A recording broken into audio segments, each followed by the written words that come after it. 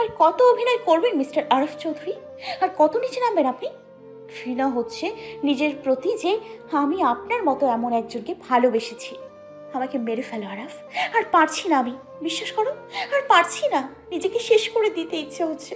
আমি বড্ড বেশি অসহায় হয়ে গেছি আরাফ, বড্ড বেশি। বলেই অরিন আরাফের শার্ট খামচে ধরে আরাফের বুকে মাথা ঠেকিয়ে কান্না করে উঠল। আরাফ এখনো হতভম্ব হয়ে দাঁড়িয়ে আছে। অরিনের কোনো কথা আরাফ বুঝতে পারেনি। অরিনের এমন ব্যবহার করার কারণ আরাফ হাজার খুঁজেও পেল না। অরিন একাধারে কান্না করেই যাচ্ছে। অরিনকে সান্ত্বনা দেওয়ার ভাষা আরাফের জানা নেই। কয়েকবার অরিনের মাথায় হাত রাখতে গিয়েও আরাফ হাত ফিরিয়ে নিল। নিজের মনের মধ্যে একটা অপরাধ বোধ কাজ করছে। আরাফের চোখেও পানি টলমল করছে। অরিনের হুঁশ আসতেই অরিন তাড়াতাড়ি আরাফের থেকে গিয়ে আরাফকে ধাক্কা দিয়ে দূরে সরিয়ে দিয়ে কান্না করতে করতে দৌড়ে বেরিয়ে গেল।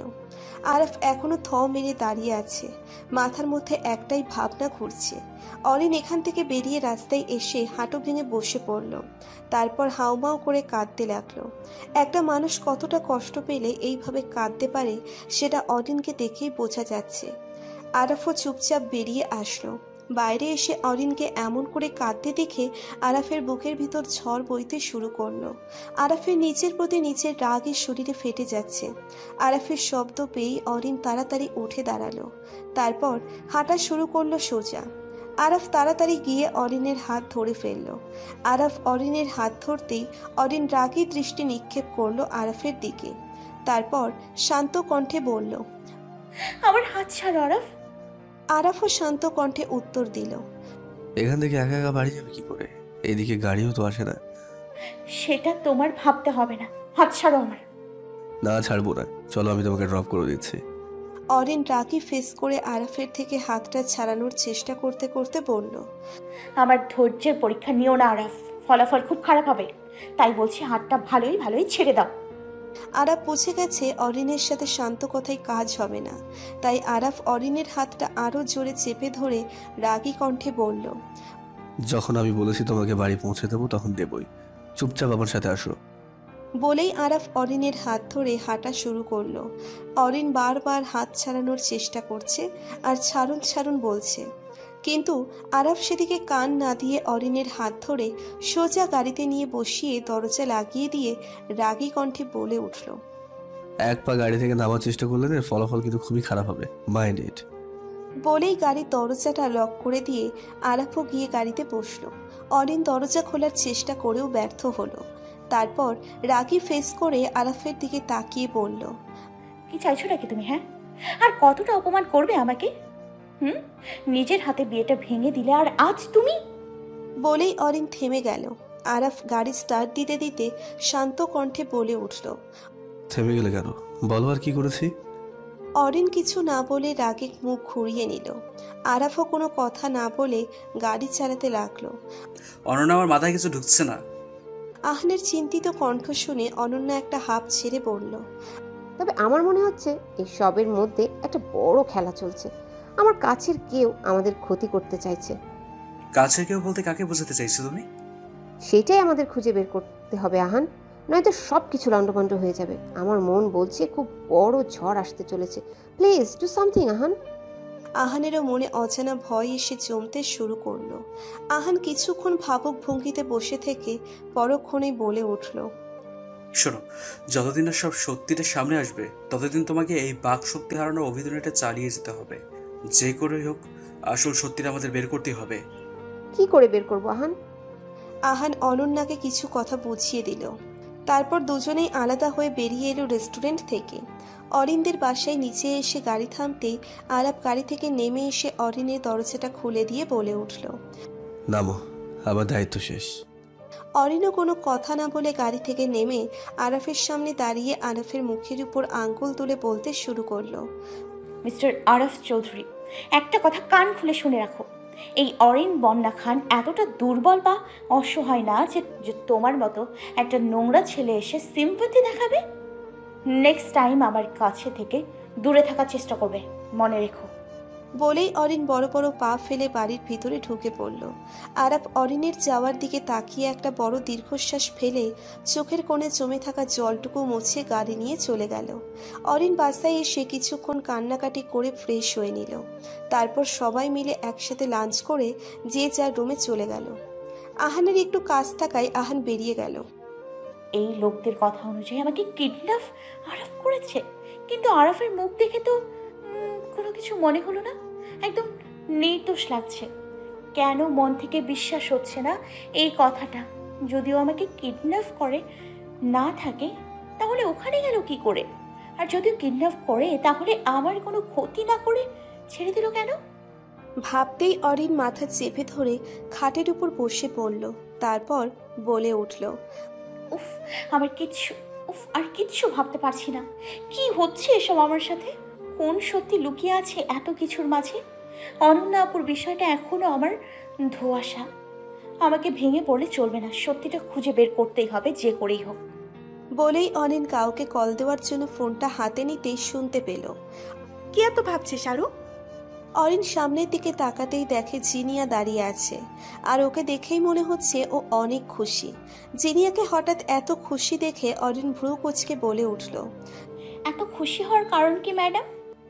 জিনিয়া হাসতে হাসতে অরিনের পাশে এসে বসে অরিনকে জড়িয়ে ধরে বলল, আজ অনেকদিন পর আমার স্বপ্ন সত্যি হতে চলেছে আরু, তাই ভীষণ ভীষণ খুশি। অরিন কিছু বুঝতে না পেরে অবাক স্বরে বলে উঠল, তোর আবার কোনো স্বপ্ন সত্যি হতে চলেছে? সেটা না হয় সারপ্রাইজ থাক, এখন আগে এটা বল আরাফ তোকে কিডন্যাপ কেন করলো? কথাটা বলতেই জিনিয়া নিচে চুপ করে গেল। মুখ ফসকে জিনিয়া কি বলে ফেললো তাও নিজেই বুঝতে পারেনি। জিনিয়ার কথাটা শুনতেই অরিন বিস্ফোরিত চোখে জিনিয়ার দিকে সন্দেহের দৃষ্টিতে তাকাতেই জিনিয়া থতমত খেয়ে গেল। অরিন সন্দেহ ভরা চোখে বলে উঠল, তুই কি করে জানলি যে আরাফ আমাকে কিডন্যাপ করেছিল? আমি তো তোকে কখনো বলিনি। অরিনের কথা শুনে জিনিয়া কয়েকবার ভয়ে ভয়ে ঠোক গিলে আমতা আমতা করে বলে উঠল, না মানে আমি তো তুই তো কি বল? না মানে তুই তো বসে বসে বলছিলি, আসার সময় শুনতে পেলাম, তাই বলছিলাম আর কি। এক নাগারে জিনিয়া কথাগুলো বলে একটা হাঁপ ছাড়ল, কিন্তু অরিনের কেন যেন জিনিয়ার কথাটা বিশ্বাস হলো না। তাই অরিন প্রত্যুত্তরে আবার বলে উঠল, কাল থেকে কোথায় গায়েব হয়ে গিয়েছিলি তুই? একটু কাজ ছিল বাসায়, তাই তোর খোঁজ নিতে পারিনি আরু, সরি রে।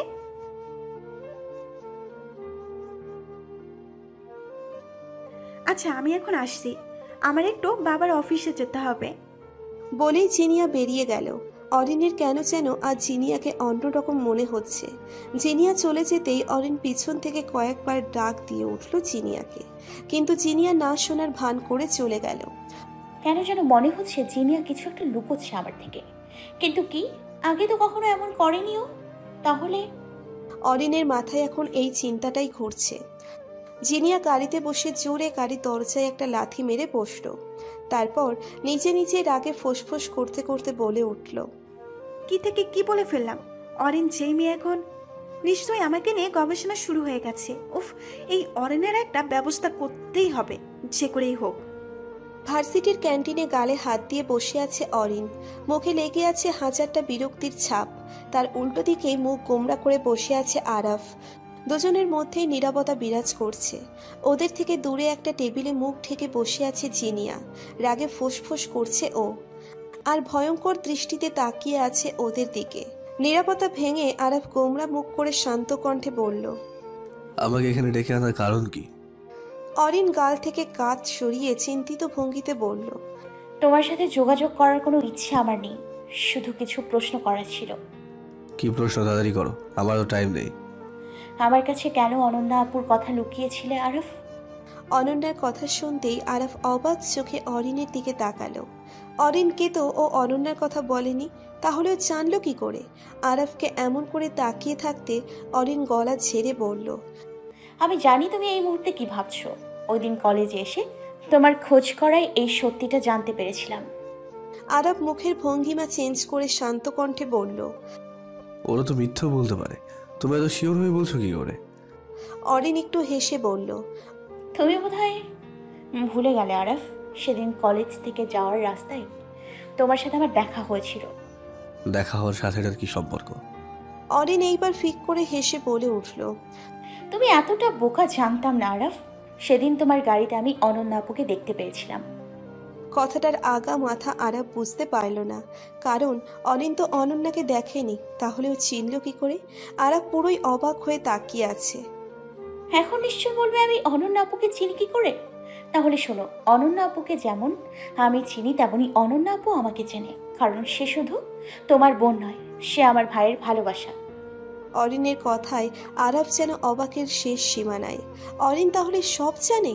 আরাফ কিছু একটা বলতেও ও থেমে গেল, তারপর রাগী লুক নিয়ে বলল, তোমার ভাইয়ের ভালোবাসা? হাসালে আমায়। জোকসটা বেশ ফানি ছিল অরিন। আরাফের অহেতুক কথায় অরিন বোকা চাহনি নিক্ষেপ করে আছে আরাফের দিকে, তারপর অবাক স্বরে বলে উঠল, মানে?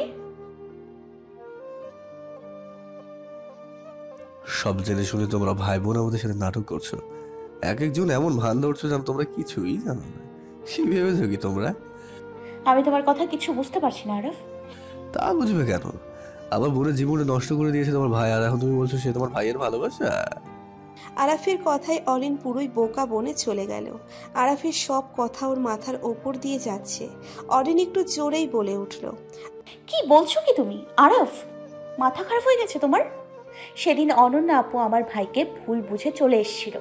চোখের সামনে নিজের ভাইকে 1 বছর কষ্ট পেতে দেখেছি, প্রতি মুহূর্তে ভেঙে যেতে দেখেছি। আর তুমি বলছো আমার ভাই অনন্যা আপুর জীবন নষ্ট করে দিয়েছে? কি বলছো কি তুমি? আরাফ দাঁত কড়মড় করতে করতে রাগী স্বরে বলল, তোমার ভাই একটা নোংরা ছেলে, যে কিনা শুধু মেয়েদের মন নিয়ে খেলা খেলতে জানে, ভালোবাসতে না।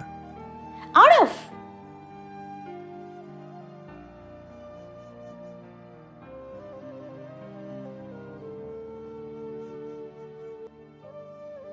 মুখ সামলে কথা বলো। কিসের ভিত্তিতে তুমি আমার ভাইয়ের সম্পর্কে বাজে মন্তব্য করছো? দেখবে কিসের ভিত্তিতে বলছি? ওয়েট। বলেই আরাফ পকেট থেকে ফোনটা বের করে কিছু একটা বের করে অরিনের সামনে ধরল। অরিন মোবাইলের দিকে তাকাতেই যেন ওর উপর বাজ পড়ল, কারণ ছবিতে আহান একটা মেয়েকে আষ্টে পৃষ্ঠে জড়িয়ে ধরে আছে। ছবিটা দেখতেই অরিন তাড়াতাড়ি আরাফের থেকে ফোনটা কেড়ে নিয়ে কয়েকবার জুম করে দেখল। না, এটা তো আহানই, কিন্তু এ কি সম্ভব? ভাবতেই অরিনের মাথা ঘুরতে শুরু করলো। অরিন নিজেকে সামলাতে না পেরে মাথা ঘুরে পড়ে যেতে নিল। আরাফ তাড়াতাড়ি উঠে অরিনকে ধরে চেয়ারে বসিয়ে দিল, তারপর চিন্তিত কণ্ঠে বলে উঠল, অরিন ঠিক আছে তুমি? অরিন চুপ করে আছে, কি বলবে ও ভাষা খুঁজে পাচ্ছে না। অরিন কোনো রকমে বলে উঠল, আমি আমি ঠিক আছি। আরাফও কিছু না বলে আবার গিয়ে চেয়ারে বসলো, তারপর শান্ত কণ্ঠে বলে উঠল, প্রথমত সরি বলে দিচ্ছি, মাথা গরম হয়ে গিয়েছিল তাই তোমার ভাইকে ওসব বলে ফেলেছি। কিন্তু তুমি হয়তো জানো না, এসব দেখার পর আমার বোন নিজের বাকশক্তি হারিয়ে ফেলেছে। আমার বোন বেঁচে থেকেও জীবন্ত লাশ হয়ে আছে অরিন। কথাগুলো শুনতেই অনিন কয়েক দফা অবাক হলো। মাথা ভনভন করে ঘুরছে ওর, কাপা কাপা কণ্ঠে বলে উঠল, কি করছো তুমি অনন্যা আপু? হ্যাঁ, আপু এখন বেঁচে থেকেও মৃত। এইসবের জন্য কে দায়ী জানো? তোমার ভাই মিস্টার খান।